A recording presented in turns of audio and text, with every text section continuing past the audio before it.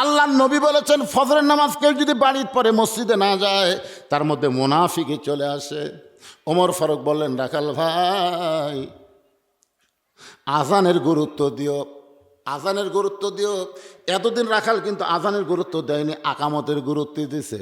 আজকে যেই মাত্র ফজরে আজান শুরু হয়েছে, রাখাল ঘুম থেকে উঠে খুব জোরে সোরে মসজিদ দিকে দৌড়ানো শুরু করেছে। মসজিদের দরজায় এসে রাখাল দোয়া পড়তেছে, আল্লাহুম্মা আফতাহলি আবওয়াবা রহমাতিক। এই দোয়াটা পড়ার দরকার আছে। মসজিদের মধ্যে রাখাল ডান পা দিয়ে ভিতরে ঢুকতেছে। এতদিন রাখাল নামাজ পড়ছে কোথায়? আজকে নামাজ পড়বে সামনে কাতারে। এখন মসজিদের মধ্যে রাখাল ঢুকে সামনে কাতারে যখন যাবার চাই, প্রত্যেকটা সাহাবী নড়ে সরে রাখালকে যাওয়ার রাস্তা করে দেয়। রাখাল সামনে যাবি, সাহাবীরা সরে যায়। রাখাল কয়, কে রে, এতদিন বারান্দার থেকে কি মনে করলাম রে, এতদিন বারান্দাতে মনে করছিলাম এরা দামি দামি, আজকে ভিতরে ঢুকে দেখতেছি আমিও যা এরাও তাই। আসলে ভিতরে না ঢুকলে বোঝা যাবে না। আওয়ামী লীগ, বিএনপি, জাতীয় পার্টি, জামাত ভিতরে যে এক কাতার করে, এটা কি আপনারা জানেন? বাইরে 14 দল 20 দল, কিন্তু যেই ভিতরে ঢুকছে আর কোনো দল নাই। আওয়ামী লীগ 4 দল সামনে গেলে বিএনপি হাত ধরে টানতেছে, কে ভাই তুই লাইন চিনিস না, তুই তো সামনে গেছু, তুই কাতার বুঝিস না। আওয়ামী লীগ আমি খেয়াল করিনি ভাই। জাতীয় পার্টি, আওয়ামী লীগ আর বিএনপি 3 জন হচ্ছে, জামাত ইসলাম সাইডে ডানে আছে, হুজুর নাই। মানে ইমাম সাহেবের মায়ের অসুখ চলে গেছে হাসপাতালে, এখন ইমাম নাই। জাতীয় পার্টি কয়, কে রে, আওয়ামী লীগ, হে বিএনপি, এখন সামনে কে যাবি রে? ওরা 3 জন বলছে যে ভাই আমরা মসজিদের মধ্যে ঢুকে কাতার সোজা করি, সামনে যাওয়ার ক্ষমতা আমাকে নাই। তখন আওয়ামী লীগ বলতে, ও ভাই সামনে যান, আমি জামাত। আরে পাগলা, আমি আওয়ামী লীগ, তুমি জামাত, ওই বিএনপি, জাতীয় পার্টি, ওটা বাইরের কথা, ভিতরের কথা। আমরা সবাই ভাই একসঙ্গে জামাত করতে চাই। ও ভিতরে জামাত করবা আর বাইরে জামাত করলি তারকে বিরুদ্ধে লাগবে, এরকম আছে না নাই? শোনেন, মসজিদ আল্লাহর ঘর, এর ভিতরে গেলে কোনো দলাদলি চলবে না, ছোট বড় চলবে না, ফর্সার কাছে কালো, কালোর কাছে ফর্সা, ধনীর কাছে গরিব, গরিবের কাছে ধনী। কাতার সোজা করে দাঁড়ান লাগবে। কোনো দিনকে দেখছেন যদি কোনো ধনীর কাছে গরিব দাঁড়ায় আর ধনীকে কোন আর ঘুরতে পারছে? যদি মারে সমস্ত মুসল্লিবিলাক ধরবে, এই কি ওই বেড়ার রাজনীতি ভিতরে করিস না। রাখাল যাইতে যাইতে একেবারে সামনে কাতারে, একেবারে সামনে কাতারে মেহরাব বরাবর দাঁড়াইয়া ফজরের 2 রাকাত সুন্নত নামাজ আদায় করেছে। ফজরের ফরজের আগে 2 রাকাত সুন্নত আছে না নাই? আল্লাহ রাসূল বলেছেন, আসমান জমিন বিক্রি করলে যত দাম হবে তার চাইতে বেশি দাম হলো ফজরের 2 রাকাত সুন্নতের দাম। সুবহানাল্লাহ, জোরে কন। রাখাল ফজরের 2 রাকাত সুন্নত নামাজ পড়ে চুপটি করে বসে আছে। এমন সময় এক সাহাবী মসজিদের মধ্যে ঢুকে দেখে জায়গা নাই। ওই সাহাবী ঢুকে দেখে আমি যে জায়গাত নামাজ পড়ি ওই জায়গাত একজন বসে আছে। ওই সাহাবীর নাম হলো ওসমান গনি। আল্লাহ নবীর ডবল জামাই ওসমান গনি, সুবহানাল্লাহ। তিনি মসজিদের মধ্যে ঢুকে দেখে আমার জায়গাত কে বসে আছে রে? এখন হয়তো আপনার বলবেন, হুজুর ওই জায়গা যে ওসমান গনির, এটা কেমনে হলো? কারণ মসজিদের মধ্যে শুধু একজনের জায়গা নির্দিষ্ট, যিনি ইমাম। ইমামের জায়গাত কেউ যাবার পারবে না ইমাম ছাড়া, জোরে কোনো কথা ঠিক কিনা? কিন্তু এইটা তো ইমামের জায়গা না, তো ওসমান গনি কেমনে বলতেছে আমার জায়গাত কে বসলো? এই জায়গাটা বরাদ্দ দিছে আল্লাহর নবী এইভাবে। আগে হাদিসটা শোনেন। আল্লাহ রাসূল বলেছেন, আমি যখন ইমামতি করব আমি বরাবর পিছনে যিনি দাঁড়াবে তার নাম হলো আবু বকর। আবু বকর রাদিয়াল্লাহু যখন ইমামতি করবে, আবু বকর বরাবর যিনি পিছনে দাঁড়াবে তার নাম হলো উমর। উমর যখন ইমামতি করবে, উমর বরাবর যিনি পিছনে দাঁড়াবে তার নাম হলো ওসমান। ওসমান যখন ইমামতি করবে, ওসমান বরাবর পিছনে যিনি দাঁড়াবে তার নাম হলো হযরত আলী। হযরত আলী যখন ইমামতি করবে, আলী বরাবর পিছনে, একথা বলে নবী কারোর নাম কয় না। সাহাবের বললেন, ইয়া রাসূলুল্লাহ, হযরত আলী যখন ইমামতি করবে আলী বরাবর পিছনে কে দাঁড়াবে? সঙ্গে সঙ্গে নবী বললেন, মা ইয়ান্তিকু আনিল হাওয়া ইন হুয়া ইল্লা ওয়াহয়ুন ইউহা। আমি নবী বলতে পারি না যতক্ষণ আল্লাহ না বলাই। এই আলী পর্যন্তই হলো খোলাফায়ে রাশেদিন, সুবহানাল্লাহ। তাহলে উমর ফারুক যখন ইমামতি করবে, উমর ফারুক বরাবর পিছনে কে দাঁড়াবে? কি শুনলেন? বার জোরে কর, কে দাঁড়াবে? কিন্তু আসা দেখে জায়গা দখল। এখন আল্লাহ রাসূল বলেছেন আল হায়াউন ওসমান, ওসমান হলো সবচাইতে শরম, আর যার শরম বেশি সে মানুষটা কিন্তু নরমও বেশি। ওসমান চিন্তা করতেছে বসাই যখন আছে সরাই কিভাবে, কাছে যায় দেখে রাখালের পাশে ফাঁকা জায়গা, এই ফাঁকা জায়গার মধ্যে 2 রাকাত সুন্নত নামাজ পড়ে রাখালের দিকে 3 বার তাকাছে। জোরে কোন কয়বার? ওসমান গনি ফজরের সুন্নত 2 রাকাত নামাজ পড়ে রাখালের দিকে 3 বার তাকাছে। জোরে বলেন কয়বার? 3 বার তাকানোর কারণ হলো যেই লোকটাকে কোনোদিন সামনে কাতারে দেখি নাই, আজকে তারই জাকাত বসে আছে, একটু দেখার দরকার আছে না নাই? হয়তো আপনারা বলবেন হুজুর একবার তাকালেই তো হয়, কিন্তু যার শরম বেশি তাই একবার কিন্তু পুরোপুরি দেখবার পর শরম যে বেশি। তা কি হচ্ছে ভাই, কথাবার্তা বাদ দেন ভাই রে, শোনেন তো। এখন রাখালের দিকে 3 বার তাকানোর কারণে আপনার বলেন তো মূর্খ লোকের দিকে যদি কেউ বেশিবার তাকায় সে খুশি হয় না রাগ করে? আপনারা কোনদিন তাকাছেন? এক অটো ভ্যানালা আমার গাড়ির সাথে ওর হুক বেঁধে দিবে, ওদের হুক নাই, মানে এমন জোরে চলায়। আপনাকে এলাকার অটো ভ্যান ভদ্র, আর আমার এলাকার অটো ভ্যান মনে হয় পাইলট। শালা করে তো ব্রেক দুর্বল করে আসতে চলা লাগবে না, ওরা এই আগে চালাচ্ছ পাও দিয়ে, তো এখন ব্যাটারি ডালে এর কিছু মশার হচ্ছে ভাই, মনে হয় পাইলট হয়ে গেছে রে, পাইলট। ওই রাস্তা দিয়ে যাবি না উড়িয়ে যাবি এই চিন্তা করে, এমন জোরে নিয়ে যাচ্ছে। আমার গাড়ির যদি খালি একটা সলটা ওঠে, বুঝলেন, এই সলটা মেকআপ করতে 15-20 হাজার টাকা খরচ হবে। মানে সলটা তুলে ওটা গোটা গাড়ি রং করা লাগবে। তা আমি একটু জানলা খুলে খালি তাকাছি, বলছে হুজুর গাড়ির চড়ে বেড়াচ্ছেন, মোশান হতো নাকি? আমি কিছুই কই না, খালি তাকাছি, জানলার নামে খালি তাকাছি। একবার তাকাছি, যে গরম। আর রাখালের দিকে ওসমান গনি তাকাছে কয়বার? মূর্খ মানুষ শহর, কারণ রাখাল গরম হলে এই মিয়া বারবার আমার দিকে কি দেখো মিয়া। সঙ্গে সঙ্গে ওসমান গনি নরম মানুষ কাঁপতে কাঁপতে দাঁড়িয়ে গেছে, ভয়ের ঠেলায় দাঁড়িয়ে বলতে ভাইজান আমি শুধু পরপর 3 বার তাকাইছি, আপনি এত গরম হলেন, আপনার পরিচয় কি? বলে আমার পরিচয় হলে আমি একজন রাখাল, আমার পরিচয় হলে আমি একজন রাখাল। ওসমান গনি মুচকি মুচকি হাসতেছে, কারণ রাখাল যারা হবে তাদের ভাষা নরম হলে হবে না, রাখালের ভাষা গরম হওয়া লাগবে। আল্লাহ রাসূল বলেছেন প্রত্যেকটা অভিভাবককে আল্লাহ রাখালের দায়িত্ব দিয়ে দুনিয়াতে প্রেরণ করছে। কিসের দায়িত্ব? রাখালের দায়িত্ব দিয়ে প্রেরণ করেছে। এখন হয়তো আপনারা চিন্তা করতেছেন হুজুর আমাদের গরু ছাগল নাই, আমরা কার রাখালি করব? আপনি চোখ বন্ধ করে দেখেন আছে, চোখ বন্ধ করে খেয়াল করে দেখেন আছে। আপনার বাড়িতে 50 বছরের একটা গাভী আছে। এখন বলবি 50 বছরের গাভী কিরে? 50 বছরের গাভী মানে আপনার বউ। আপনার বাড়িতে 22 বছরের একটা আইডিয়া আছে, আইডিয়া মানে আপনার ছেলে। আপনার বাড়িতে 17 বছর একটা বকনা আছে, বকনা হলো আপনার মেয়ে। আপনার বলেন তো আপনার বউ, আপনার ছেলে, আপনার মেয়ের ওপরে আপনার রাখালি করার দরকার আছে না নাই?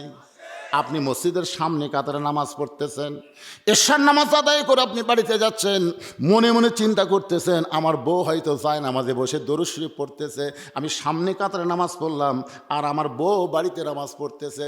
কিন্তু বাড়ির দরজায় যখন আইছেন ঘরের ভিতর থেকে একটা শব্দ আসতেছে হরি হরি হরি হরি লো লো লো লো লো। কে রে? হরি হরি লো লো লো লো। তারপরে ঘরের মধ্যে ঢুকে দেখেন আপনার গাভী, আপনার বউ ভারতের স্টার জলসা জি বাংলা দেখতেছে। এখন আপনারা বলেন ভারতের স্টার জলসা জি বাংলা যদি আপনার বউ দেখে, আপনার রাখালি করার দরকার আছে না নাই? কি রাখালি করবেন? না না, মারামারি করা যাবে না। আপনি আস্তে করে রিমোট কন্ট্রোল, মানে শোনেন, রিমোট কন্ট্রোল দিয়ে টিভি অফ করে বলবেন তুমি যে চ্যানেল দেখতেছো এই চ্যানেলটা হলো ভারতের চ্যানেল। তুমি কি জানো আমাদের 400 বছরের পুরাতন বাবরি মসজিদ ভাঙ্গে ভারত ওই জায়গায় রাম মন্দির বানাচ্ছে। রাম মন্দির বানানোর বহু জায়গা ভারতে আছে, কিন্তু অন্য কোনো জায়গায় মন্দির না বানায়া আমাদের বাবরি মসজিদ ভাঙ্গা রাম মন্দির তৈরি করলো। বিবিরে, যারা আমাদের মসজিদ ভাঙ্গা মন্দির বানালো তাদের কোনো চ্যানেল দেখা মুসলমানের জায়েজ? আজ থেকে ভারত বৈঠক, ভারতের কোন চ্যানেল বাংলাদেশের মুসলমানেরা দেখবে, সঙ্গে সঙ্গে আপনার বউ কান্দা কান্দা বলবে স্বামী গো আমাদের বাবরি মসজিদ ভাঙ্গা ওই জায়গায় যে রাম মন্দির বানাচ্ছে, এ কথা যদি আমি আগে জানতাম তাহলে ভারতের কোনো চ্যানেল দেখতাম না। আমার মায়েরা যারা পর্দার অন্তর আছেন গো মা, আজ থেকে নিয়ত করেন মান তাসাব্বা বিকওমিন ফাহুয়া মিনহুম, যে জাত কোনো অনুসরণ করবে, ওই জাতের সঙ্গেই তার হাসর নাসর হবে। যারা ভারতের চ্যানেল দেখবে, ভারতের হিন্দুর সঙ্গেই আল্লাহ তার হাসর নাসর করবে। বউ কান্দার বলে, স্বামী গো, আর কোনোদিন ভারতের চ্যানেল দেখবো না। তাহলে বইয়ের কাছে রাখালি করার দরকার আছে না নাই? আপনার 22 বছরের ছেলে সারাদিন ঘরে, 22 বছরের ছেলে মানে 22 বছরের আড়িয়ে, আপনার ছেলের দিকে আপনি তাকায় দেখেন তো, ওই তো কয়টা ঘুরতেছে দেখেন। ওসমান গনি মুচকে মুচকে হাসতেছে, কারণ রাখাল যারা হবে তাদের ভাষা হবে গরম। আর রাখালের কথা বলতে গিয়ে, ভাষার কথা বলতে গিয়া চলে আইসি ছেলের কাছে। 22 বছরের ছেলে, আপনি বাবা হিসাবে আপনার দায়িত্ব কি? 7 বছর থেকে তালিম দেওয়া লাগবে নামাজের, আর 10 বছর থেকে জোর করে তাকে নামাজ ধরার লাগবে। আপনি যদি 10 বছর থেকে জোর করে আপনার ছেলেকে নামাজ ধরাতে পারতেন, তাহলে আপনার ছেলে এইভাবে বেয়াসাইজ হয়ে ঘুরতো।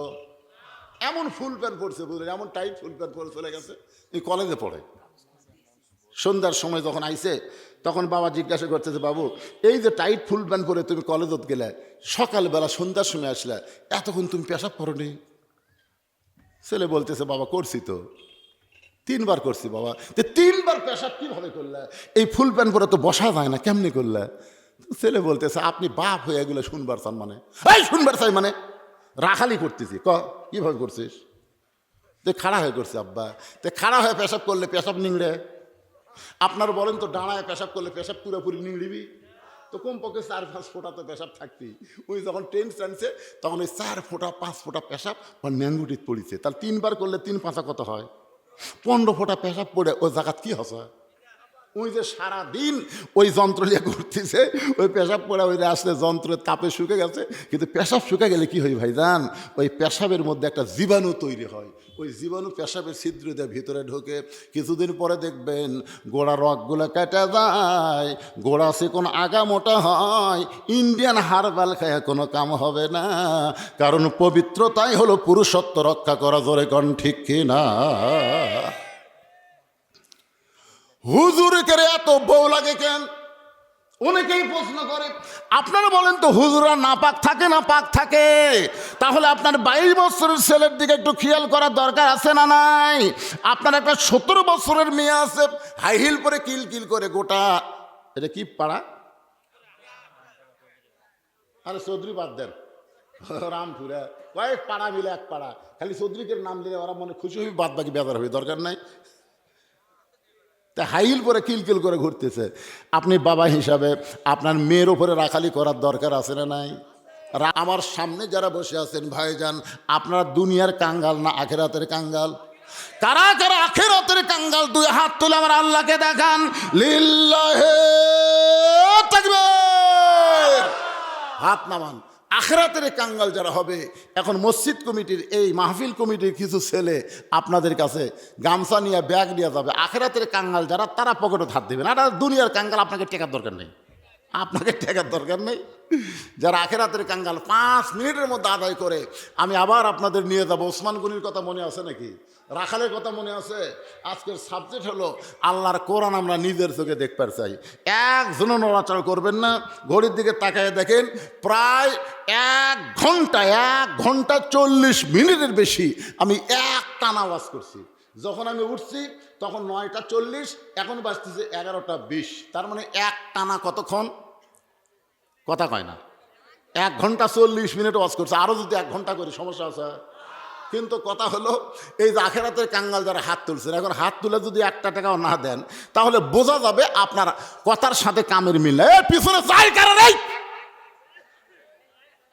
এই সময় একজনও নড়বেন না। আল্লাহ এই সময় যারা দান না করে বাহির দিকে যাবার চাই, অতি সত্তর প্যারালাইসিস দিয়ে এদের পাও ন্যাংরা করা দরকার। জোরে কথা কন না কেন ভাইজান? কথা কন না কেন? কি কোন আল্লাহ পারে না? আল্লাহ পারে না? অত দৌড়াও না, অত দৌড়ান ভালো না। এখানে এমন আল্লাহর বান্দা আছে যারা 10,000, 20,000, 5,000 এরকম দান করতে পারে। এরকম আল্লাহর বান্দা আছে না নাই? অনেকে প্রবাসে থাকে, বাইরে থাকে, তারা মাহফিলের দিকে খুশি হয়ে প্রত্যেক বছর কোরআনের মাহফিলকে সুন্দরভাবে সম্পন্ন করার জন্যে 10,000 টাকা দেওয়ার মতন কোন আল্লাহর বান্দা আছেন? এই ব্যাগগুলো আসার মধ্যেই আপনাদের কাছ থেকে আমি চাচ্ছি, 10,000 টাকা দেওয়ার কোন আল্লাহর বান্দা আছেন? দেরি করবেন না। দানের ব্যাপারে দেরি করলে শয়তান ভিতরে এসে কয় দেশ না দেশ না, দেরি করা যাবে না। আল্লাহর রাস্তায় আসেন, 10,000 5,000 টাকা যারা দিবেন, এই গ্রামে অনেকে নাকি এরকম নিয়ত করছে যে আমরা প্রধান বক্তার হাতে দিব, আমার হাতে না, ওই দানটা আল্লাহর হাতে চলে যাবে। সুবহানাল্লাহ কোন। কারণ আল্লাহ কোরআনে বলেন, ওমা তুনফিকু মিন শাইইন ফি সাবিলিল্লাহি ইউওয়াফা ইলাইকুম ওয়া আনতুম লা তুযলামুন। আল্লাহু আকবার। কে রে ভাই, কেউ নাই? এই মাহফিল কমিটির সভাপতি কে রে? এই আজকের মাহফিল কমিটির সভাপতি কে? কোনটা কোনটা সভাপতি? মাহফিল কমিটি আর বোঝেই না, মাহফিলের না রে পাগলা, মাহফিল কমিটির।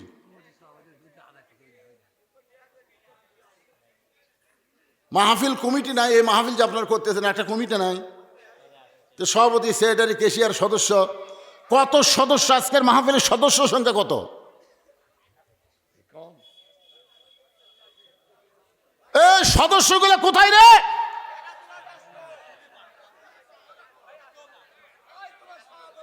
এই সভাপতি আসেন, সভাপতি আসেন, সেক্রেটারি আসেন, কেশিয়ার আসেন। আরে আসতেছে, একটা তাড়াটোড়া না দিলে হয়, বুঝলেন না? আপনারা কি বেশি সময় আজকের ফজর নামাজ কাজা করবেন? আমি ইচ্ছা করলে তো 10টায় আসতে পারতাম, কিন্তু না, আমি দেখছি শীতের দিন, কাজকামের দিন, এখন অনেক কাজকাম আপনাদের, এই জন্য বাকি ওয়াজটা আমি করবো, আদায়টাও কমপ্লিট করবো। বাবা কত দিবে?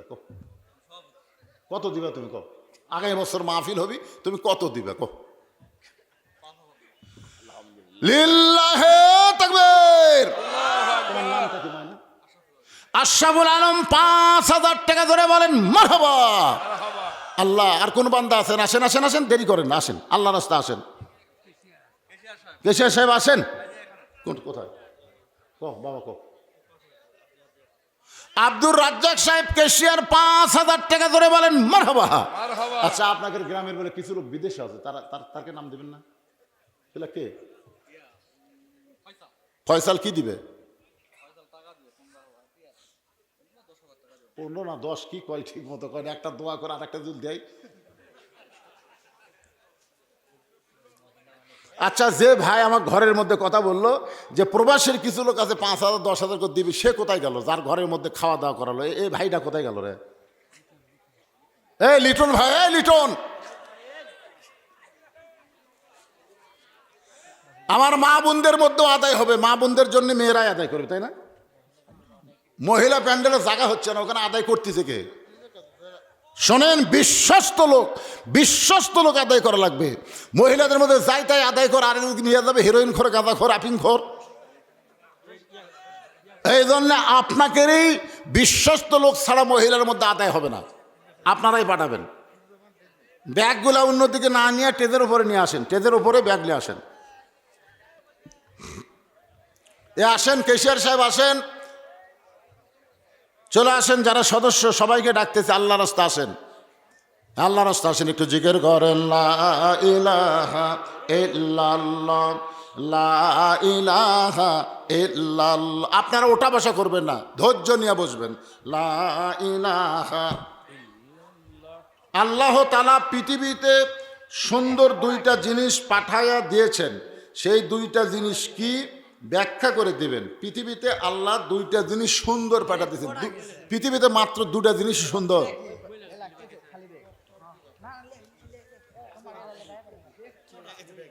তোমরা বলো, ব্যাগ লয়, তোমরা কি দিবে সেরকম?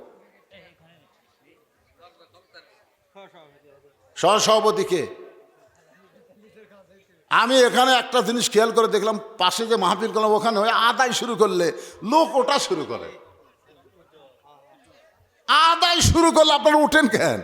আদায় মানে তো আখেরাত, আখেরাতের প্রতি যারা বিশ্বাস করে তারাই তো দান করে, ঠিক কিনা বলেন? আখেরাতের প্রতি বিশ্বাস নেই, দুনিয়াটা মস্ত বলে খাওয়া দাওয়ার ফুর্তি মারো। এই যে আপনারা যা দিলেন, আপনারা জানেন এই দানটা আপনাদের নামে আল্লাহ জান্নাতের অ্যাকাউন্টে লিখে দিলেন, জান্নাতের অ্যাকাউন্ট।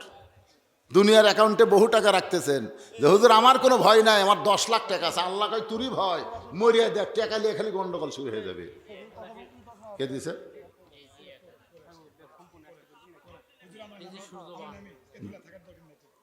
ডেজি 1,000 টাকা দান করছে একজন বান্দি, আল্লাহ দানকে কবুল কর, আল্লাহুম্মা আমিন।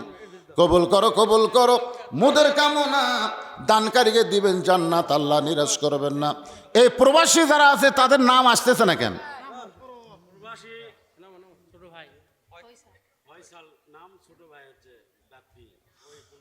প্রবাসী ফয়সালের ছোট ভাই বাপ্পির হাতে নগদে 15,000 টাকা, জোরে বলেন মারহাবা। মানে এরকম কিছু আমি শুনছি তো, বোঝেন না, আমি চাই আসে না, এদের মাশাল্লাহ আছে, এরা হাত এত ঠান্ডা করে মাশাল্লাহ। যেখানেই থাক আল্লাহ যেন ভালো রাখে, জোরে কোন আমিন। প্রত্যেক বছর বেশি বেশি যেন মাহফিলের জন্য দান করতে পারে, আল্লাহ কবুল করুক, আল্লাহ কামায় বরকত দেখ, শরীরকে সুস্থ রাখুক। ভাইরে বিদেশে যারা থাকে খুব কষ্ট করে টাকা কামাই করে, আর সেখান থেকে টাকা আল্লাহর কোরআনের জন্য দান করে, আল্লাহ তার দানটাকে কবুল করে নিয়ে তাকে ভালো রাখুন, সবাই বলে আমিন। আর নাই এরকম 2-4টা প্রবাসী থাকলে তো কাম হয়, আর নাই কে বা আর নাই? তুমি কি দিবা কো? তুমি একটা কো, তুমি কি দিবা আগামী বছর মাহফিলে কো? পরিচালক মানে সবগুলোর উপর পরিচালক, বোঝেন না? ক বাবা ক ক তো 5,000 কত এদিকে দিয়েই দিছে 2জন, তুমি একটু ওপর যাও। যে বাড়ি ধামাকের খাওয়া দাওয়া করলে ওই বাড়ি কার? তোমার ছোট বোন জামাইয়ের বাড়ির। ও বোন জামাই আসেনি? তোমার নাম কি? মোহাম্মদ উজ্জ্বল হোসেন, 5,000 টাকা ধরে বলেন মারহাবা। এ আর কে আছেন? তাড়াতাড়ি তাড়াতাড়ি আসেন, বাকি ওয়াজ আমাকে করা লাগবে, তাড়াতাড়ি আসেন। আব্দুল্লাহ, আব্দুল্লাহ মিম কি দিবে? 5,000 টাকা। আব্দুল্লাহ মিম 5,000 টাকা। রাসেল 3,000 টাকা দান করবে। আল্লাহ আল্লাহ তাদের দানকে কবুল করেন, আল্লাহ নেক নিয়ত নেক আশা পড়ে আল্লাহুম্মা আমিন। এ বাজানেরা যায়েন না, বাজান এই যায়েন না মাহফিলে। একটা লোক যখন যায় ওর দেখা দেখি যত লোক উঠবে প্রত্যেকটা লোক ওটার পাপ আল্লাহর কান্দর দিবে। তুই উঠলি কেন? তোর ওটা দেখেই তো আরো লোক উঠলো। প্রবাসী রবিউল ইসলাম 5,000 টাকা দান করবে, আল্লাহ তার দানকে কবুল করেন, আল্লাহ নেক নিয়ত নেক আশা পড়া আল্লাহুম্মা আমিন। মেয়েদের মধ্যে অনেক আদায় হয়ে গেছে, মেয়েদের মধ্যে গেছে, হ্যাঁ মেয়েরা অনেক বেশি হয়েছে। রাসেলের কথা বলছি তো।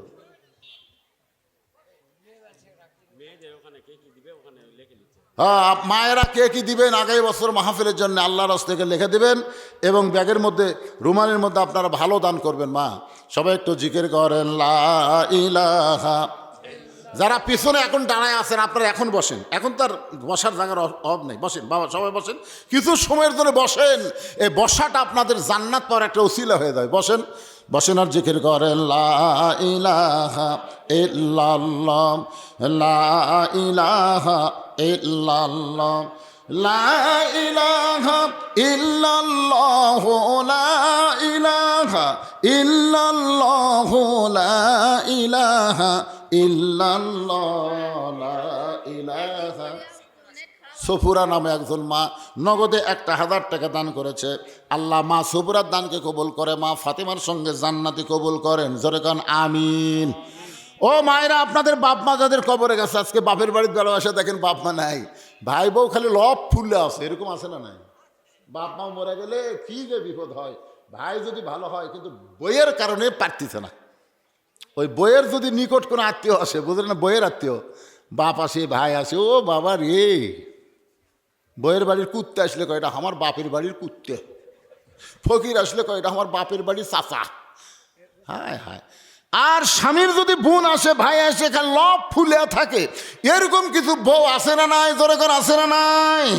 আজকে মেয়ে আইসে বাপের বাড়িতে, ভাই বউ খুব একটা দেখতে পারতেছে না। ও মা, আপনার বাপ মা কবরে গেছে, ওই বাপ মার কবরকে জান্নাত বানানোর জন্য আল্লাহর হস্তে একটু দান করবেন। বাজান রায়হান কান পাড়ার 5,000 টাকা দান করেছে। আল্লাহ রায়হানের দানকে আল্লাহ আপনি কবুল করেন, জোরে কান আমিন। যেই মাত্র সাহাবী কইছে পাগল, তুই যাকে কানা কানা বলে তিরস্কার করলি, এই মানুষটা হলো আল্লাহ নবীর ডবল জামাই ওসমান গনি। রাখাল চিল্লায় বলে, এই জন্যই তো বারান্দাত নামাজ পড়ি, আমি ভিতরে ঢোকার সাহস পাই না, কারণ ভিতরে নবীর দামি দামি সাহাবী, ওই দামি দামি সাহাবীর মধ্যে আমি কোনোদিন ঢোকার সাহস পাই না। কিন্তু ওই পথিক আমার সর্বনাশ করছে। খুব গুরুত্বপূর্ণ কথা। উমর ফারুকের দিকে রাখাল আঙ্গুল তুলে বলতেছে, ওই পথিক আমার সর্বনাশ করছে। ওই পথিক আমারে কইছে, উমরকে যদি দেখবার চাও তাহলে ফজরের নামাজ সামনে কাতারে আদায় করবা। আমি শুধু হযরত ওমরকে দেখার জন্য আজকে ফজরের নামাজ সামনে কাতারে আদায় করতেছি। ওমরের জায়গায় যদি ওই পথিককেই আমি দেখতে পাই, তাহলে তোমরাই বলো, লোকমা দেওয়া ছাড়া তো আমার উপায় নাই। আমি আল্লাহ আকবার লোকমা দিয়া ওই পথিককে মেহরাব থেকে সরাই দিব। ওই জায়গায় হযরত ওমরকে আমি এক নজর দেখতে চাই। হাজার হাজার সাহাবীরা কান্দে, মসজিদের সমস্ত সাহাবী যখন কাঁদতেছে, রাখাল চিল্লায় বলে, বারান্দায় নামাজ পড়া ভালো, এই ভিতরে কেন কান্দা কান্দি শুরু হয়ে গেল? ওসমান গনি বলে, রাখাল ভাই, ভিতরে কান্দার কারণ হলো তুমি যারে পথিক পথিক বলতেছ, তিনি হলেন হযরত ওমর। গাছের গোড়া কাটলে গাছটা যেমন পড়ে যায়, রাখাল মেহরাবের মধ্যে তেমনি পড়ে গিয়া কাটা মুরগির মতন ছটফট করে বলে, আমির আল মুমিনিন, আমি আপনাকে তওবা পড়াইছি, আমি আপনাকে মুনাফিক কইছি, আমি আপনাকে ভণ্ড কইছি, এত কথা বলেছি গো আমির। অধম রাখালকে আপনি কিছুই বলেন নাই। যখন রাখাল বলতেছে, আমি আপনাকে তওবা পড়াছি, আমি আপনাকে মুনাফিক কইছি, আমি আপনাকে ভণ্ড কইছি, এত কথা বলেছি গো আমির, আপনি অধম রাখালকে কিছুই বলেন নাই। সঙ্গে সঙ্গে সমস্ত সাহাবীরা চিল্লায় বলে, কে রে, কারে তওবা পড়াইছে, কারে মুনাফিক কইছে, কারে ভণ্ড কইছে? আল্লাহ নবী বলেছেন, আমার পরে কেউ যদি নবী হতো লাও কানা ওমর। নবী বলেছেন, যে রাস্তা দিয়ে ওমর যায় সে রাস্তা দিয়ে শয়তান 40 দিন যায় না। হক আর বাতিলকে পৃথক করার জন্যে আল্লাহ তাকে ফারুক ডিগ্রি দান করেছে। এই কোরআনের 23টা আয়াত আল্লাহ উমরের শানে নাজিল করেছে। সেই উমরকে তওবা পড়াছে, মুনাফিক কইছে, ভণ্ড কইছে, কে রে? সমস্ত সাহাবীরা এখন চিল্লায় উঠছে। এমন সময় হযরত ওমর দেখতেছে, এই পরিস্থিতি শান্ত করতে গেলে আল্লাহর কোরআন ছাড়া সম্ভব না। ধরে গান সুবহানাল্লাহ। ওমর ফারুক কোরআন থেকে তেলাওয়াত করলেন, আতিউল্লাহ ওয়া আতিউর রাসূল ওয়া উলিল আমরি মিনকুম, আল্লাহর আনুগত্য করো, নবীর অনুসরণ করো, আমি যে তোমাদের আমির, আমাকে কি তোমরা মানো? হাজার হাজার সাহাবী বলতে গেলে একবার না, দুইবার না, 100 বার মানি। ওমর ফারুক বলে, আমাকে যদি মানো তাহলে তোমরা হট্টগোল চিল্লাচিল্লি বন্ধ করে দাও। যে আমাকে তওবা পড়াছে, যে আমাকে মুনাফিক কইছে, যে আমাকে ভণ্ড কইছে, অবশ্যই তার বিচার হবে মানুষের আইন দিয়ে না, আল্লাহর কোরআন দিয়া। জোরে কোন সুবহানাল্লাহ। আপনার বলেন তো, সব কিছুর বিচার আল্লাহর কোরআনে আছে না নাই? আছে। ইন্নাল্লাহা ইয়ামুরুকুম আন তুআদ্দুল আমানাতি ইলা আহলিহা ওয়া ইযা হাকামতুম বাইনান নাস আন তাহকুমু বিল আদল। আল্লাহর কোরআন অনুযায়ী যখন কোনো বিচারকের আসনে বসবে, সে কোনো সময় মনে করবে না যে আমি বিচারক, মূল বিচারক হলো আল্লাহ, আর আমি বিচারকের প্রতিনিধি হয়ে আমার আইন নয়, আল্লাহর কোরআন দিয়ে বিচার হবে। দরকার কথা ঠিক কি না? আজকে আমাদের বাংলাদেশের কোর্ট কাছারিতে যদি বিচারকেরা এই নিয়ত করত, আমি তো বিচারক না ভাই, বিচারক হচ্ছেন আল্লাহ, আলাইসাল্লাহু বিআহকামিল হাকিমিন, তাহলে কোনো খারাপ মানুষ জামিন পেত না, ভালো মানুষ কোনোদিন জেলখানায় ঢুকতো না। কিন্তু আমরা 15.5 বছর কি দেখছি? কি দেখছেন আপনারা? ভালো মানুষগুলো জেলখানায়, আর খারাপ মানুষগুলো সিনা টান করে ঘুরে বেড়ায়। আর এখন আবার ডক্টর ইউনূস আসার পরে বিচার করতেছে, একটা আওয়ামী লীগেরাও পছন্দ করতেছে না। হাসিনার ফাঁসি দেওয়ার সাথে সাথে বলতেছে, এটা কোর্ট না, এটা ক্যাঙ্গারু কোর্ট। আগের বিচার আমাদের বিপক্ষে, আর এখনকার বিচার আওয়ামী লীগের বিপক্ষে। ধরে কথা ঠিক কিনা? এলা বিচার হবে না, এলে মানুষের তৈরি আইন দিয়ে বিচার আসলে হবে না। বিচার করতে হবে আল্লাহর কোরআন দিয়া। ধরে কন কি দিয়া? ওমর ফারুক বললেন, ফজরের 2 রাকাত ফরজ নামাজের আকামত হয়ে গেছে। ফজরের 2 রাকাত ফরজ নামাজের আকামত হয়ে গেছে। আকামত যখন হয়ে যায় তখন বিচার আগে না নামাজ আগে? কথা কয় না, বিচার আগে না নামাজ আগে? কারণ যেখানে মুয়াজ্জিন আকামত দিয়ে দিছে, এখন নামাজ আগে। ফজরের 2 রাকাত ফরজ নামাজ হওয়ার পরই আল্লাহর কোরআনের বিচার দেখাবো। সমস্ত সাহাবারা বললেন, আমির আল মুমিনিন, নামাজের পরে আমরা কোরআনের বিচারটা দেখতে চাই যে আপনাকে তওবা পড়াইছে, আপনাকে মুনাফিক কইছে, আপনাকে ভণ্ড কইছে, অবশ্যই এর বিচার আছে না নাই? ফজরের 2 রাকাত ফরজ নামাজ পড়তে কতক্ষণ লাগে? আপনারা যে পড়েন একলা পড়েন না মসজিদে পড়েন? আর কথা কয় না, মসজিদে পড়েন, খালি এই মসজিদের মুয়াজ্জিনের দরকার পড়ে। মুয়াজ্জিনই বলতে পারবে ফজরের মুসল্লি কীরকম হয়। 2 ওয়াক্ত নামাজ জামাতে না পড়লে তার মধ্যে মুনাফিকে চলে আসে, একটা হলো ফজর, একটা হলো এশা। বাংলাদেশের মসজিদে এই 2 ওয়াক্ত নামাজে মুসল্লি কম। আপনাদের এলাকায় 3 মসজিদ, এই 3 মসজিদকে সমন্বয় করে আজকের মাহফিল। ওয়াজ শুনতেছেন, কিন্তু ফজরের নামাজ জামাতের সঙ্গে আদায় করা লাগবে। মাগরিব এশা কারা পড়েননি হাত তোলেন, এ কথা আমি বলবো না, এ কথা বলবো না, যা করছেন করছেন, অসুবিধা নেই। কিন্তু ফজরের নামাজ কারা কারা পড়বেন না তারা একটু হাত তোলেন তো দেখি। যারা পড়বেন না, ওই যে হাত তুলছেন, কি বুঝা তুলিছে? আরে পাগলা, আমি কইছি ফজরের নামাজ কারা কারা পড়বেন না তারা হাত তোলেন। তার মানে সবাই পড়বেন। কেউ যখন হাত তোলেনি তার মানে কি বোঝা গেল? সবাই পড়বেন। মাশাআল্লাহ, আজকের এই মাহফিল সার্থক। আজকের এই মাহফিল যুবকদের করে সার্থক। যেই যুবকেরা তোমরা মাহফিল করতেছে, তোমাদের খবর কি?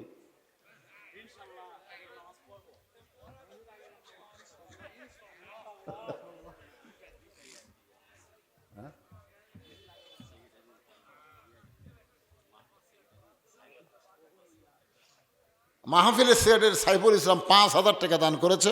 আল্লাহ তার দান কবুল করুক, জোরে করে আমিন।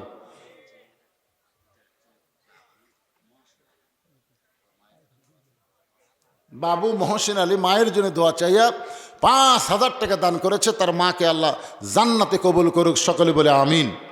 ভাইজান, আজকের ওয়াজের যে সাবজেক্ট সেটা হলো আল্লাহর কোরআন দেখা। আমরা সারা জীবন শুধু ওয়াজ শুনে গেলাম, আজকে দেখা। ফজরের 2 রাকাত জামাত শেষ। জামাত যখন শেষ হলো, এমন সময় ওমর ফারুক তাকায় দেখে সামনে কাতারে বসে রাখাল ছোট বাচ্চার মতন কাঁদতেছে। কারণ রাখালের ভিতরে একটা বিবেক আছে, বিবেকের আদালতে রাখাল দর্শন হচ্ছে। যে মানুষটাকে আমি সারা জীবনের জন্য এক নজর দেখতে চাই, আর আমি সেই মানুষটাকে তওবা পড়াছি, আমি সেই মানুষটাকে মুনাফিক কইছি, আমি সেই মানুষটাকে ভণ্ড কইছি। রাখাল যখন বিবেকের আদালতে দংশিত, এমন সময় হযরত ওমর এক টানে রাখালকে তুলে বুকের মধ্যে জাপটে ধরে কপালে একটা চুমা খায়। সমস্ত সাহাবেরা বললেন, আমির আল মুমিনিন, কোরআনের বিচার দেখানোর কথা বলে আপনি এটা আমাদের কি দেখালেন? ওমর ফারুক বলে, সাহাবীরা রে, রাখালের এত কথা হজম করার পিছনে একটাই মাত্র কারণ, আমি রাখালকে দেখি নাই, রাখালের ভিতরে আমার আল্লাহর কোরআন দেখা যায়। এখন আপনার বলেন তো, এই কোরআনকে খালি ওয়াজ শোনার কিতাব? এই কোরআন হলো বাস্তবে আমল করার কিতাব। কোরআন অনুযায়ী আমাদের চলতে হবে। কোরআনকে শুধু মঞ্চে রাখলে হবে না, কোরআনকে শুধু মসজিদে রাখলে হবে না, কোরআনকে শুধু মাদ্রাসায় রাখলে হবে না, এই কোরআনকে আমাদের সংসদে নিয়ে যাওয়া লাগবে। জোরে কার কথা ঠিক কিনা? সংসদে নিয়ে যাওয়া লাগবে। কোরআন অনুযায়ী বাংলাদেশ চলবে, আমাদের মুসলমানের চলা সহজ হয়ে যাবে। সেদিন ষোড়শী নির্জন পথে যাবে, কোনো জন কটু কথা কবে না, পথে আর প্রান্তরে সম্পদের মোহে পড়ে খুন আর রাহাজানি হবে না। আপনারা বলেন তো, আপনাকে বটতলা থেকে জয়পুরহাট পর্যন্ত রাস্তা ভালো না খারাপ? খালি ভালো, তেলতেলা বাড়ে সেই তেলতেলা, কিন্তু হিজবি রুটি মাঝে মধ্যেই শালা ডাকাত ধরে। হ্যাঁ, না না, মাঝে মধ্যে ডাকাত ধরে। তাহলে আপনারা কোন তো, রাস্তা তো তেলতেলা, কিন্তু সম্পদের মোহে পড়ে খুন আর রাহাজানি হবে না। সবাই বলেন, যদি মেনে চলি কোরআন, বলেন যদি মেনে চলি কোরআন আর রাসূলের বিধান, সকলেই শান্তিতে থাকবে, বাংলার আকাশে কলেমার পতাকা সেদিন দুলবে। আল্লাহ আমাদের সবাইকে এই দৃশ্য দেখার তৌফিক দান করুক। সকলে বলে আল্লাহুম্মা আমিন। সবাই ইস্তিগফার পড়, আস্তাগফিরুল্লাহ রব্বি মিন কুল্লি জামবি ওয়া তুবু ইলাইহি লা হাওলা ওয়ালা কুওয়াতা ইল্লা বিল্লাহিল আলিয়্যিল আযীম। আল্লাহুম্মা সাল্লি আলা মুহাম্মাদ, আল্লাহুম্মা বারিক আলা মুহাম্মাদ, আল্লাহুম্মা আমিন। আল্লাহুম্মা আনতাস সালাম ওয়া মিনকাস সালাম, তাবারাকতা ইয়া যাল জালালি ওয়াল ইকরাম। মাবুদ, একজন আলেম হাফেজের সভাপতিত্বে আজকের এই জান্নাতের বাগান মাগরিবের নামাজের পর থেকে এত রাত পর্যন্ত চলল। আল্লাহ মেহেরবানি করে আজকের মাহফিল আমাদের সকলের হেদায়েতের জন্যে, নাজাতের জন্যে, জান্নাতের জন্যে কবুল করে নাও। এই মাহফিলের শুরু থেকে শেষ পর্যন্ত যত আলোচনা হয়েছে এর মধ্যে যদি ত্রুটি হয়, ভুল হয়, মাফ করে দাও। এর যা হাদিয়া মঞ্জুর করো সোনার মদিনায় নবী পাকের রওজা মোবারকে আল্লাহ কবুল করে নাও।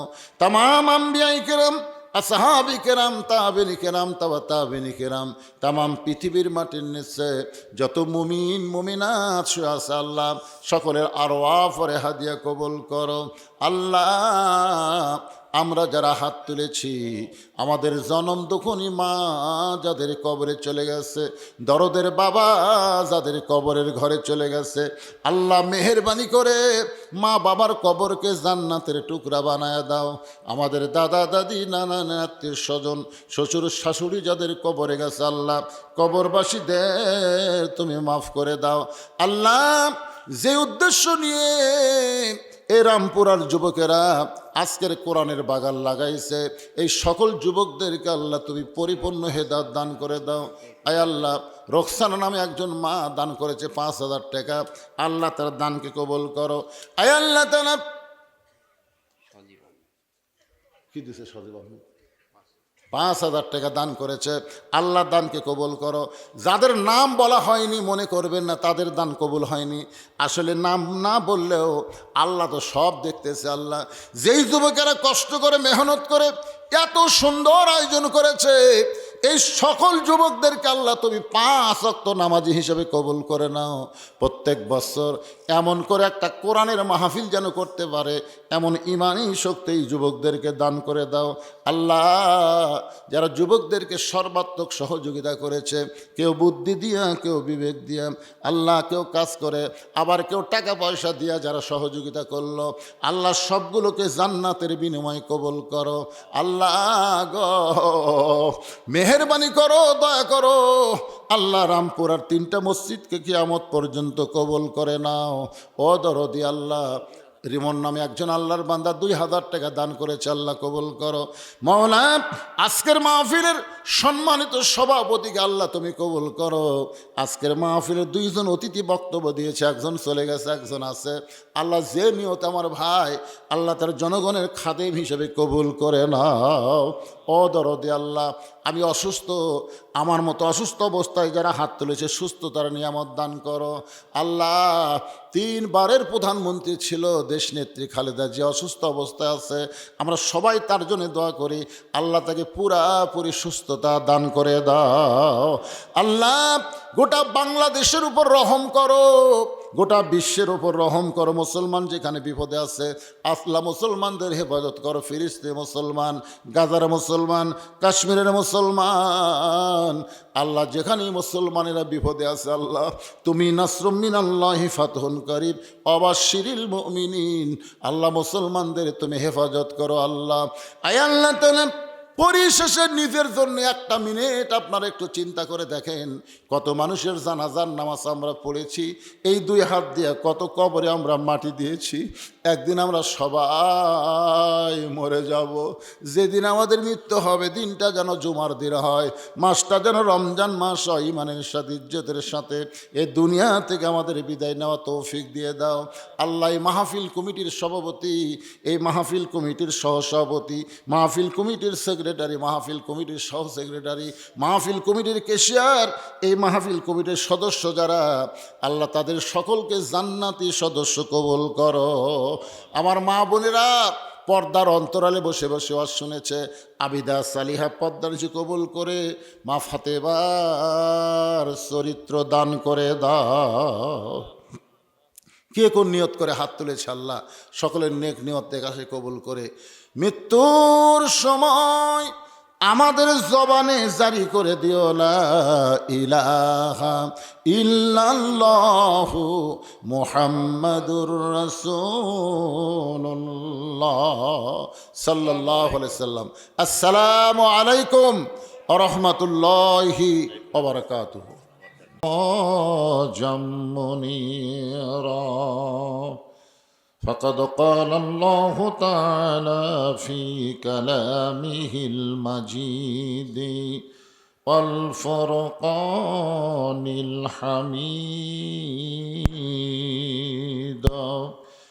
জবান খুলে সকলে পড়েন আউযু বিল্লাহি মিনাশ শাইতানির রাজিম বিসমিল্লাহির রহমানির রহিম তাবারাকাল্লাযী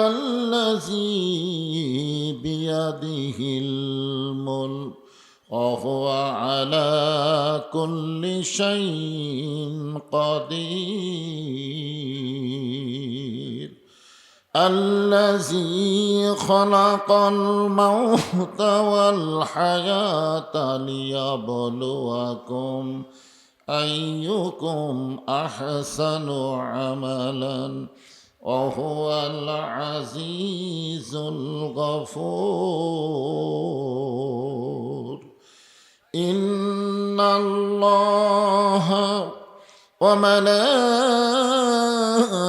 وملائكته يصلون على النبي يا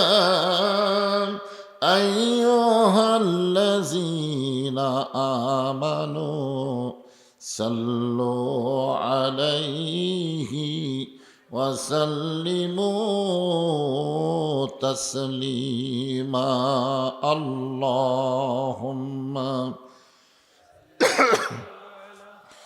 سيدنا مولانا محمد وعلى علي سيدنا شفيعنا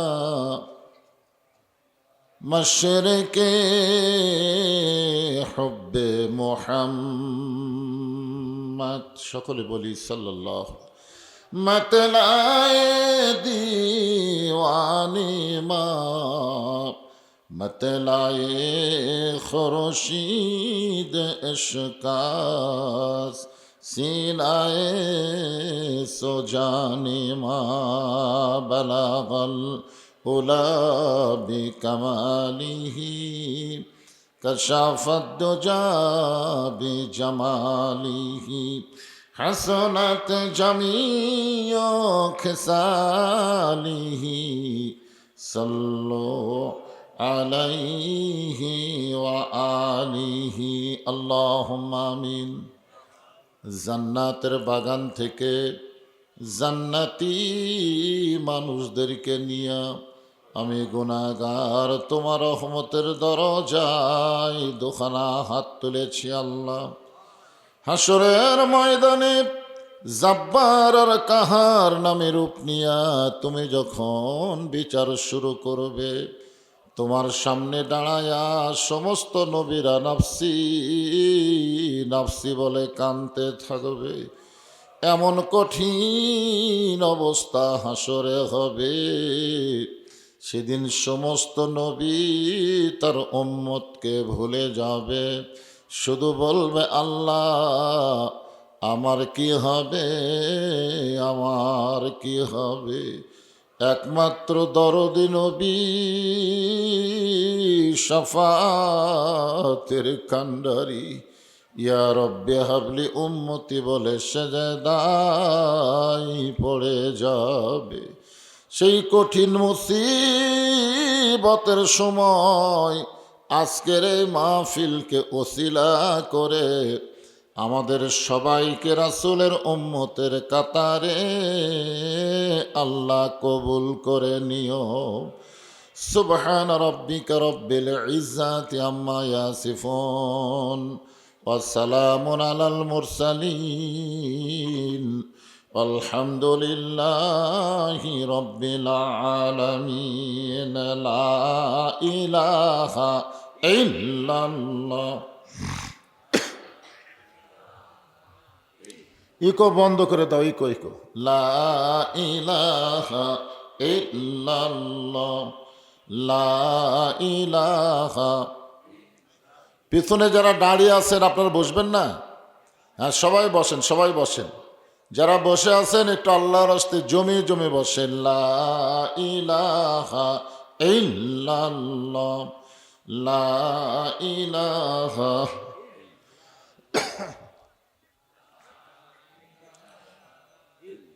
মরণের কালে বুঝিতে পারিবা, কবরে গেলে বুঝিতে পারিবা, এই কলে মার কত গুণ।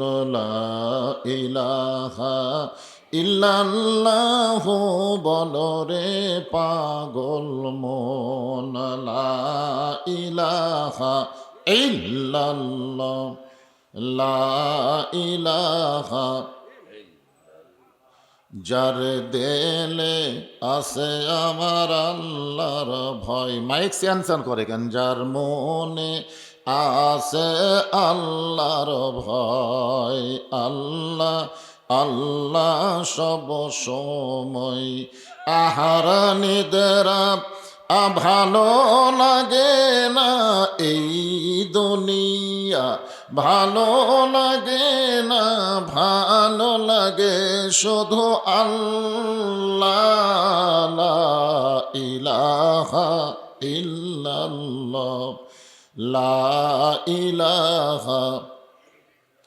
মহব্বতে লা ইলাহা ইল্লাল্লাহু ইল্লাল্লাহ, ইল্লাল্লাহু ইল্লাল্লাহ, লা ইলাহা ইল্লাল্লাহু, লা ইলাহা, লা ইলাহা ইল্লাল্লাহু মুহাম্মাদুর রাসূলুল্লাহ। রাসূলের মহব্বতে জবান খুলে সকলে বলি সাল্লাল্লাহু আলাইহি ওয়াসাল্লাম। আপনারা যদি এরকম প্রশ্ন করেন যে হুজুর মনে মনে বললে হবে না, আপনি যে বললেন জবান খুলে বলতে হবে।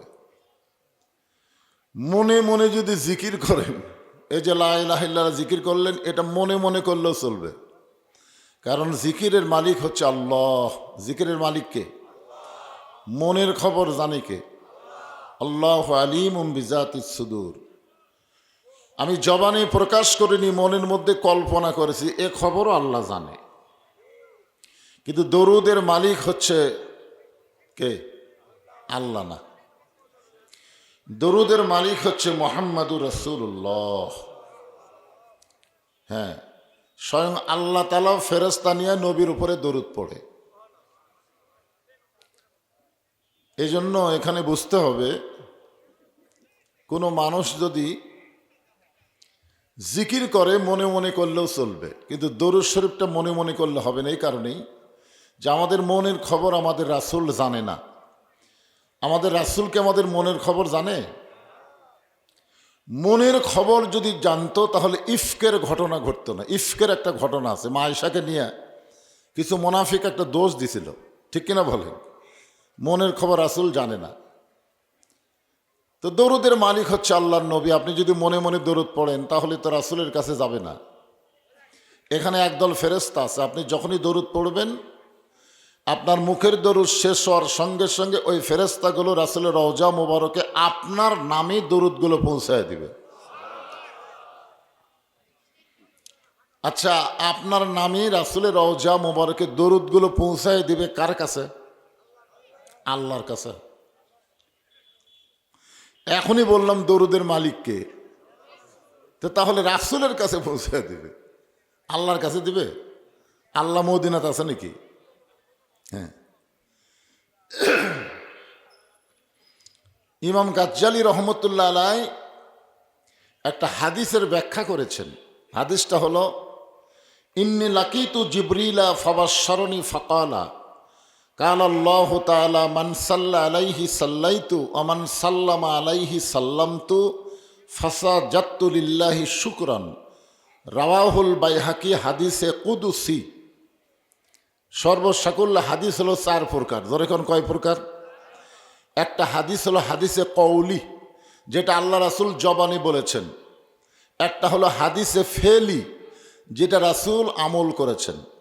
একটা হলো হাদিসে তাকরিরি, সাহাবীরা আমল করেছেন, নবী সমর্থন করেছেন। আর একটা হলো হাদিসে কওলি, হাদিসে কুদসি, যেটা হলো আল্লাহরই কথা নবীর জবান দিয়ে বের হয়েছে। যে হাদিস আপনাদের সামনে বললাম, এটা হলো হাদিসে কুদসি। হাসরের ময়দানে নেকি আর পাপ ওজন করা হবে। আপনারা বলেন তো, নেকি পাপ কার ওজন করা হবে? ইমানদারের না বেঈমানের? বেঈমানের নেকি নেই, ইমানদারের নেকি আছে, পাপ আছে। আমরা যারা ইমানদার, আমাদের নেকি আছে না নাই? এই যে কোরআনের মাহফিলে বসলেন, এটা হলো নেকি, আর মেলার মধ্যে ঘোরা, এটা হলো পাপ। তাহলে মনে করেন আজকের দিনে এই মুহূর্তে আমরা পাপের ভিতরে আছি না নেকির মধ্যে আছি? মাশাআল্লাহ। আল্লাহ কোরআনে বলেছেন, ফামান ইয়ামাল মিসকালা যাররাতিন শাররান ইয়ারা ওয়া মান ইয়ামাল মিসকালা যাররাতিন খায়রান ইয়ারা। এক জাররা পরিমাণ পাপ যদি বেশি হয়, সে জাহান্নামী হবে। আবার এক জাররা পরিমাণ নেকি যদি বেশি হয়, আল্লাহ তাকে জান্নাত দিয়ে দিবে। কিন্তু নেকি আর পাপ ওজন করে দেখা গেল নেকির চাইতে পাপ অনেক বেশি, জাররা পরিমাণ না, অনেক বেশি। এখন আপনারা বলেন তো, নেকির চাইতে পাপ বেশি হলে আল্লাহ কি করবেন? আল্লাহ জাহান্নামে রায় দিবেন। রায়ের নাম আরবিতে বলা হয় ফতুয়া। রায়ের নাম কি? ফতুয়া। আল্লাহ যখন জাহান্নামে রায় দিবেন, তখন তো ওই ব্যক্তি, মনে করেন আমি আপনি, জাহান্নামে রায় দিলে কি আমরা দৌড় দিয়ে জাহান্নামে যাব? জাহান্নামে যখন যাবার চাবো না, তখন জাহান্নামের ফেরেশতারা ধাক্কায় ধাক্কায় আমাদেরকে জাহান্নামের দিকে নিয়ে যাবে। আমাদেরকে ধাক্কায় ধাক্কায় যখন জাহান্নামের দিকে নিয়ে যাবে, ওই সময় আমাদের নবী, বলেন সুবহানাল্লাহ, ওই গুনাহগার উম্মতের সামনে দাঁড়িয়ে যাবে। যাকে নেকির চাইতে পাপ বেশি হয়েছে, ওই গুনাহগার উম্মতের সামনে আল্লাহ নবী দাঁড়িয়ে যাবেন। ফেরেশতারা বলবে, আপনি কে গো? আজকে হাসরের ময়দানে যখন কেউ কারো হয় না, আল্লাহ কোরআনে বলেন, ইয়া আইয়ুহান নাসু তাকু রাব্বাকুম ওয়াখশাউ ইয়াওমান লা ইয়াজজি ওয়ালিদুন আন ওয়ালাদিহি ওয়ালা মাউলুদুন আন ওয়ালিদিহি শাইয়্যা। হাসরের ময়দানে পিতা তার পুত্রকে চিনবে না, পুত্র তার পিতাকে চিনবে না, মা তার সন্তানকে চিনবে না, কেউ কারু যখন হবে না। কেউ কারো হবে? আপনাদের কি মনে হয়? দেখবেন গানের মধ্যে কিন্তু আছে, মায়ের 1 ফোঁটা দুধের দাম, কাটিলে গায়েরই চাম, পায়ের জুতা বানাইলেও ঋণের শোধ হবে না, এমন দরদি ভবে। এমন দরদি কি? এমন দরদি কি বলতেছে? এমন দরদি ভবে। ভবে মানে বোঝেন? ভব মানে কি? দুনিয়া। ধরে কোন ভব মানে কি? যদি গায়ক বলতো, এমন দরদি আখেরাতে কেউ হবে না, এই আখেরাতের কথা কিন্তু বলে নাই, শুধু দুনিয়ার কথাই বলেছে। বাবার দয়া, মায়ের দয়া, শ্বশুর শাশুড়ির দয়া, সন্তানের দয়া, এই দয়াগুলো দুনিয়ার সাথে সম্পৃক্ত। ফেরেশতারা বলবেন, আপনি কে? এই গুনাহগারের সামনে দাঁড়াইছেন, নেকির চাইতে পাপ অনেক বেশি, সামনে দাঁড়ায়া কোনোই লাভ নাই। ওই ফেরেশতাদের কথার দিকে নবী কানই দিবে না, নবী দাঁড়িয়েই থাকবে। আপনারা বলেন তো, ফেরেশতাদের কি এরকম ক্ষমতা হবে যে আল্লাহ নবীর ধাক্কা দিয়ে সরায় দিয়ে তার গুনাহগার উম্মতকে জাহান্নামে নিয়ে যাওয়ার শক্তি কি ফেরেশতাদের হবে? এমন সময় আল্লাহ জিবরাইলকে বললেন, জিবরাইল যাও হাসরের ময়দানে আমার পক্ষ থেকে নবীকে সালাম জানাও, জোরে খান সুবহানাল্লাহ। ফেরেশতা জিবরাইল এসে নবীকে সালাম দেবেন, আসসালামু আলাইকা ইয়া রাসূলুল্লাহ। নবীকে কিভাবে সালাম দেওয়া লাগে আপনারা জানেন না? আমি পাশের মাহফিল আপনাদের শিখাইছি। সালাম দেওয়ার নিয়ম হচ্ছে আসসালামু কবলাল কালাম, কথাবার্তা বলার আগেই দেওয়া লাগবে সালাম। কেউ যদি আমাকে বলে হুজুর আসসালামু আলাইকুম, তাহলে কিন্তু সালাম হবে না। আগে কি কইছেন? আগে হুজুর কছেন, তারপরে সালাম দিয়েছেন। কেউ যদি বলে চেয়ারম্যান সাহেব আসসালামু আলাইকুম, তাহলে হবে না, কারণ আগে চেয়ারম্যান কয়ে পরে সালাম দিয়েছেন। আল্লাহর নবীকেও নবী আগে বলা যাবে না, আগে আসসালামু আলাইকা বলে তারপর ইয়া রাসূলুল্লাহ বলতে হবে। ফেরেশতা জিবরাইল বলেন আসসালামু আলাইকা ইয়া রাসূলুল্লাহ, নবী সালামের উত্তর দিবেন না। ফেরেশতা জিবরাইল আবার সালাম দিবেন আসসালামু আলাইকা ইয়া রাসূলুল্লাহ, নবী সালামের উত্তর দিবেন না। তৃতীয়বার যখন জিবরাইল সালাম দিবার যাবেন, সঙ্গে সঙ্গে নবী বলেন এই জিবরাইল, খালি বারবার সালাম দাও কেন? আমি সালামের উত্তর দিচ্ছি না, তারপরেও তুমি সালাম দাও। ফেরেশতা জিবরাইল বলে ইয়া রাসূলুল্লাহ, দুনিয়ার জীবনে আপনাকে বহুবার সালাম দিয়েছি, দেওয়া মাত্রই উত্তর দিয়েছেন, তা হাসরের ময়দান আজকে কি হলো? আল্লাহ রাসূল বলে জিবরাইল, শুধু সালাম দিলে হবে না, সালাম দেওয়া শেখা লাগবে। সুবহানাল্লাহ না কেন? আপনি বলেন তো, ওটা কি জিবরাইলের প্রথম সালাম না আগে আরও সালাম দিছে? কিন্তু নবী তখন তো রাগ করেনি, ভুলও ধরেনি, কিন্তু আজকে হাসরের ময়দানে নবী রাগ করে ভুল ধরে বললেন জিবরাইল, সালামের বচন হলো তিনটা। ধরে কোন কয়টা? এক বচন, দ্বিবচন, বহু বচন। তুমি যখন বলতেছ আসসালামু আলাইকা ইয়া রাসূলুল্লাহ, তখন এক বচনে শুধু আমি নবীকে সালাম দিচ্ছ, কিন্তু আমার গুনাহগার উম্মতকে বাদ দাও কেন? যাকে নিয়ে যাচ্ছে জাহান্নামে, যেই গুনাহগার উম্মতের সামনে আমি দাঁড়াইছি, তাকে বাদ দিয়ে সালাম দিলে কেন? জিবরাইল বলতেছে হুজুর, এক সালাম দিয়ে কোনো লাভ নাই, কারণ নেকির চাইতে পাপ অনেক বেশি, এক সালাম দিয়ে কি হবে? আল্লাহ নবী বললেন জিবরাইল, সালাম দেওয়ার ক্ষেত্রে তুমি আমার গুনাহগার উম্মতকে বাদ দিবার পারো, নেকি পাপ ওজন করার সময় আল্লাহ আমি নবীকে বাদ দিবার পারে, কিন্তু শোনে না ওরে জিবরাইল, আমি নবী আমার গুনাহগার উম্মতকে কোনো সময় বাদ দিবার পারি না। সুবহানাল্লাহ। মানে সালাম দেওয়ার সময় তুমি আমার উম্মতকে বাদ দিয়ে সালাম দিলা, নেকি আর পাপ ওজন করার সময় আল্লাহ আমাকে বাদ দিয়ে আমার গুনাহগার উম্মতের নেকি আর পাপ ওজন করলো।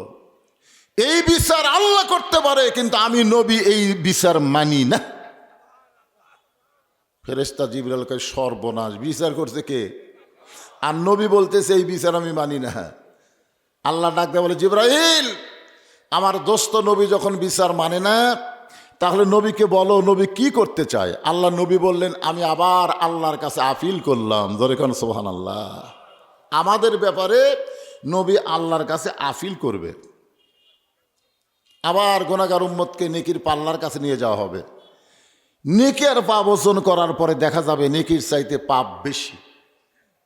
আল্লাহ বলে হাবিব দেখেন তো আমি কি বিচার ভুল করছি, নেকির চাইতে পাপ বেশি হলে কি হবে? রাসূল বললেন জাহান্নামী হবে। তাহলে আমি তো জাহান্নামই দিচ্ছি, আপনি খামাখা সামনে দাঁড়ালেন। আল্লাহ রাসূল বলবেন আল্লাহ আমার উম্মত আপনার ইবাদত করেছে, সেই নেকি আপনি নেকির পাল্লায় দিয়েছেন, কিন্তু আমার ওপরে দরুদ শরীফ পাঠ করছে, সেই নেকির খবর কি? তখন আল্লাহ বলবে ওই নেকি তো আমার কাছে নাই, আপনার কাছে আছে। সঙ্গে সঙ্গে নবী জামার আস্তিন থেকে দরুদের নেকিগুলো নেকির পাল্লায় দিবে, নেকির পাল্লার ওজন বেশি হয়ে যাবে। সেই নবীর প্রতি দরুদ পড়তে আমাদের কোন আপত্তি আছে? আছেন আমার মুক্তার, আছেন আমার ব্যারিস্টার, সেই বিচারের হাইকোর্টেতে তিনি আমায় করবেন পার, আমি পাপী রাসূল জাবিন্দার। সকলে নবীর নাম যখন শুনবো মহব্বতে জবান খুলে বলবো সাল্লাল্লাহু আলাইহি ওয়াসাল্লাম, জবান খুলে বলবো, মিয়ান মিয়ান করে বললে হবে না। ফেরেশতারা যেন শুনবার পায় আর নবীর রওজা মোবারকে দরুদগুলো যেন পৌঁছায় দেয়। আপনাদের মনে কি হচ্ছে আমাদের নবী মরে গেছে? মরে আছে? বাংলাদেশে কিছু কিছু আলেম নামের জালেম যারা কোরআন হাদিস চর্চা করে না, সাধারণ মানুষের মতো নবীকেও মৃত্যু ঘোষণা করে। জোরে কোন কথা ঠিক কিনা? বলে না নবীর জন্ম মৃত্যু দিন, নবীর জন্ম মৃত্যু দিন। আমরা সেই ছোটবেলায় গজল শুনছি, ইসলামের আলো জ্বালায়া দিয়া নবী ঘুমায়া আসেন সোনার মদিনায়। কি ময়রা আছে না ঘুমায় আসা? মাশাল্লাহ। আপনারা তো বুঝতে পারলেন দরুদ কি মনে মনে না একটু জোরে? মাশাল্লাহ। রামপুরা যুব সমাজ কর্তৃক আয়োজিত আজকের এই তাফসিরুল কোরআন মাহফিল ওয়াজ মাহফিলে আল্লাহ তাআলা জিনাকে সম্মানিত সভাপতির আসনে কবুল করেছেন হাফেজ মাওলানা আব্দুল বাসের সাহেব। আজকের এই মাহফিলের সম্মানিত সভাপতিকে অন্তরের অন্তঃস্থল থেকে আমি শুভেচ্ছা জ্ঞাপন করছি। আচ্ছা, যে সমস্ত ভাইয়েরা পিছনে দাঁড়ায় আছেন, আপনাদের নিয়ত কি সেটা বলেন তো? নিয়ত আছে তো? নিয়তের উপরই তো আল্লাহ রেজাল্ট দিবে। আপনাকে কি নিয়ত? আপনার কি বসবেন? বসেন বসেন, এই বসবার করে দুই একজন বার সরে যায়। লোক বলে টাইনে নেওয়া লাগবে। টাইনা নেব কিভাবে? আপনাদের সামনে যদি ফাঁকা থাকে, আপনি ইচ্ছাই তো আপনি সামনে বসবেন, ফাঁকা রেখে পিছনে বসবেন, ওই ফাঁকের মধ্যে শয়তান ঢুকবে। জরিকন কে ঢুকবে? শয়তান। শয়তান ওই যে ছেলে দেখেন স্যান্ডেল হাতত নিয়ে চলে যাচ্ছে, ওই স্যান্ডেলের বাড়ি খাবেন? পিছনে লোকেরা যদি মাঝখানে ফাঁকায় বসবার চায়, স্যান্ডেল হাতত নিবে, ওই স্যান্ডেল আপনার মাথার উপর দিয়ে চলে আসবে। পায়ের স্যান্ডেল মাথার উপরে উঠুক, এর আপনারা চান? যদি না চান তো নিজের ইচ্ছায় সামনে পুরা করে বসেন, ওরা বসলে পিছনে বসবে, অসুবিধা নেই। আজকের এই মাহফিলে আপনাদের মাঝে মাঝে যে সমস্ত আলেম ওলামা বসে আছেন, মঞ্চে উপবিষ্ট আছেন, মাগরিবের নামাজের পর থেকে এতক্ষণ পর্যন্ত কোরআন হাদিসের আলোকে অত্যন্ত গুরুত্বপূর্ণ আলোচনা করে আপনাদেরকে শোনালেন আলেম ওলামা সহ আজকের এই মাহফিলের বক্তাগণকে অন্তরের অন্তঃস্থল থেকে আমি শুভেচ্ছা জ্ঞাপন করছি।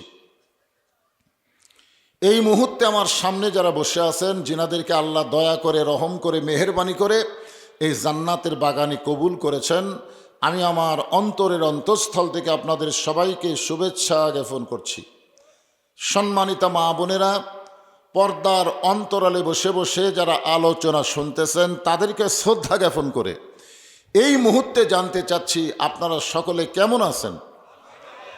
সকলে বলি আলহামদুলিল্লাহ রব্বিল আলামিন। যে আল্লাহ শারীরিক সুস্থতা, মানসিক প্রশান্তি দান করে আজকের জান্নাতের বাগানে কবুল করলেন, আমরা সে আল্লাহর উপরে খুশি না বেজার? তাহলে জবান খুলে সমস্বরে সকলে বলবো রব্বানা লাকাল হামদ হামদান কাসীরান তাইয়িবান মুবারাকান ফীহি। আমরা আল্লাহর প্রশংসা করলাম যে আল্লাহ তিনটা জগতের মধ্যে দুইটা জগতে আমাদের সাথে আছে। সুবহানাল্লাহ বলেন। এক জগৎ হলো রুহের জগৎ, ওই জগতে আল্লাহ আমাদের সঙ্গে থাকার কারণে দুনিয়ার জগতে আমাদেরকে মুসলমানের ঘরে কবুল করে আমাদের সঙ্গে এখনো আছেন। জোরে কোন কথা ঠিক কিনা? তাহলে তিনটা জগতের মধ্যে দুইটা জগতে যদি আল্লাহ আমাদের সাথে থাকে, আখেরাতের জগৎ থেকে আল্লাহ আমাদের পর হবে? তিনের মধ্যে দুই আমরা পেয়ে গেছি। সুবহানাল্লাহ। আর একটা জগৎ আমাদের সামনে আছে। আমার বিশ্বাস আজকে যারা জান্নাতের বাগানে বসেছেন, আল্লাহ তাদেরকে অবশ্যই জান্নাতের মালিক বানায়া দিবেন। আমরা আল্লাহর প্রশংসা করব এই কারণেই যে আল্লাহ আমাদেরকে বিশ্বনবীর উম্মত হিসেবে কবুল করেছেন, যে কোরআন শরীফের তাফসির শুনতে আইছেন। আজকের বিষয়টা আমি সেই দিনে আপনাদের সামনে পাশে একটা মাহফিল করলাম না, ওই জায়গায় আলোচনার কিন্তু সমাপ্তি করিনি। আমি বলেছিলাম পাশে একটা মাহফিল আছে, ওই জায়গায় গিয়ে ওখান থেকে আলোচনা টেনে পুরোপুরি আলোচনা আপনাদের শোনায়া এই এলাকা থেকে এবারের মতন বিদায় নেব। আর হয়তো সামনে দেখা হবার নাও পারে। ধরে কোন ঠিক কিনা? হ্যাঁ, কখনোই মনে করা যাবে না যে এবার ওয়াজ থুয়ে যাবো, আগামী বছর আসবো না। এখান থেকে বাড়ি যাওয়ারই কোনো গ্যারান্টি নাই। কোরআন শরীফে 114টা সূরা আছে। জোরে বলেন কয়টা? 114টা সূরার মধ্যে একটা সূরার নাম হলো সূরা মুলক। 29 পারার প্রথমেই এই সূরাটা আল্লাহ আমাদেরকে দিয়েছেন। এই সূরার প্রথমেই আল্লাহ ঘোষণা করলেন, তাবারাকাল্লাযী বিয়াদিহিল মুলক। গোটা পৃথিবীর রাজত্ব, কর্তৃত্ব, মালিকানা একমাত্র কার হাতে? আমরা অনেক সময় বলি না, আওয়ামী লীগ ক্ষমতায় ছিল, আগামীতে বিএনপি ক্ষমতা আসতেছে। এই কথা বলা সমস্ত সেরেকি কথা। কারণ আওয়ামী লীগ কোনো সময় ক্ষমতায় ছিল না, বিএনপিও ক্ষমতায় আসবে না। সব সময় যিনি ক্ষমতায় থাকবে তিনি আমাদের আল্লাহ। যিনি বলেন তিনি কে? আল্লাহ মাঝে মধ্যে কাউকে ক্ষমতা দেয় পরীক্ষা করার জন্যে। ধরে কারণ কী করার জন্যে? যে ক্ষমতা পায়া ওই মানুষ থাকে না, ফেরাউন হয়। ক্ষমতা পায়া অনেকে ফেরাউন হয়ে যায়। ধরে কারণ কি হয়? এক সময় বলেই ফেলায়, এত বছর আগে হামাক নামাই খে। আল্লাহ কয় নামানোর মালিক মানুষ না, নামানোর মালিক হচ্ছেন আল্লাহ। ধরে কারণ ঠিক কিনা? হ্যাঁ, এই জন্য আমরা সকলে বলবো, অহু আলা কুল্লি শাইইন কদির। প্রত্যেকটা বিষয়ের উপরে একমাত্র ক্ষমতাকার আল্লাহ।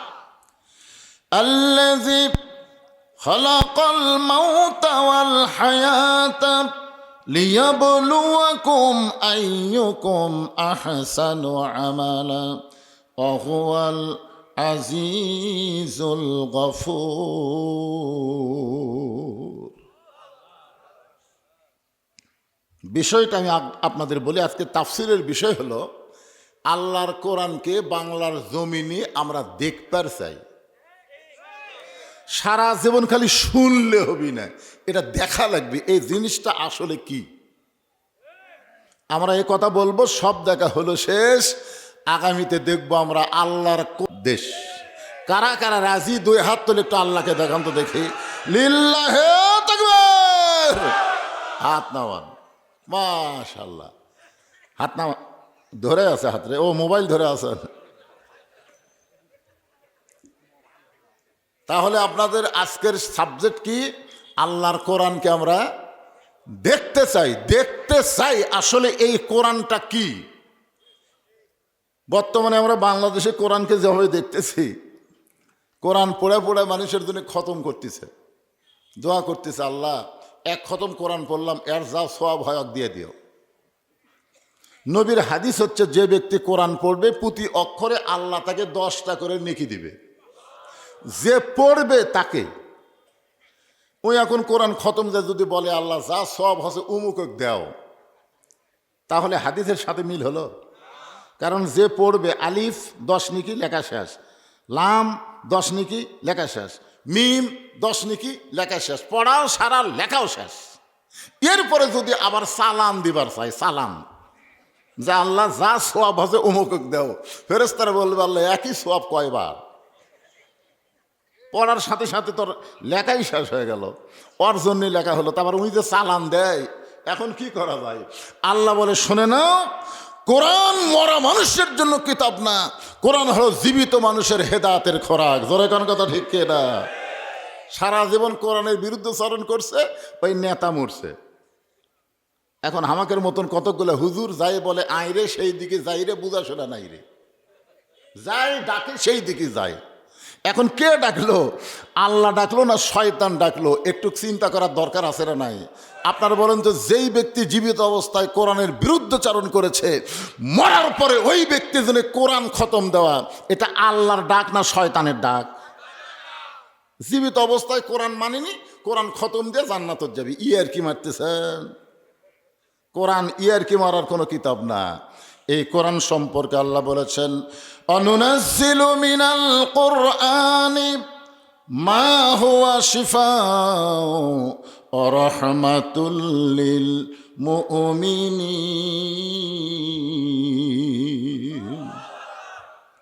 এর বাংলা অর্থ কি?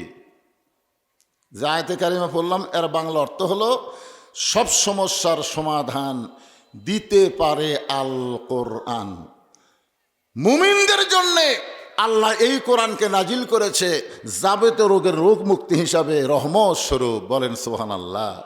তাহলে যুবকেরাই, অনেক যুবক আছে, যুবকেরাই মাহফিল করতেছে। আমি পাশের মাহফিলে বলেছিলাম যে বুড়া মানুষ তো এমনি ভালো হবে, আমাদের মতন বুড়ারা ভালো হওয়া ছাড়া তো গতি নেই, হচ্ছে চামড়া ঢিল, আল্লাহর সাথে দিছে মিল। এখন আর খারাপই করার টাইম আছে? পারবেও না, তো মন চালেও পারবে না। যেই যুবকদের খারাপ হওয়ার বয়স, এই যুবকদেরকে টার্গেট করি আজকের আলোচনা করা দরকার। ধরে কোন ঠিক কিনা? যুবকেরা গলাতে একটু শান দাও তো। আমি যেই বলবো সব সমস্যার সমাধান, তোমরা বলবা দিতে পারে আল কোরআন। সব সমস্যার সমাধান আল কোরআনের আলো, সংসদে জালো, কোরআন হাদিস যেখানে, দুনিয়ার মুসলমান লিল্লাহে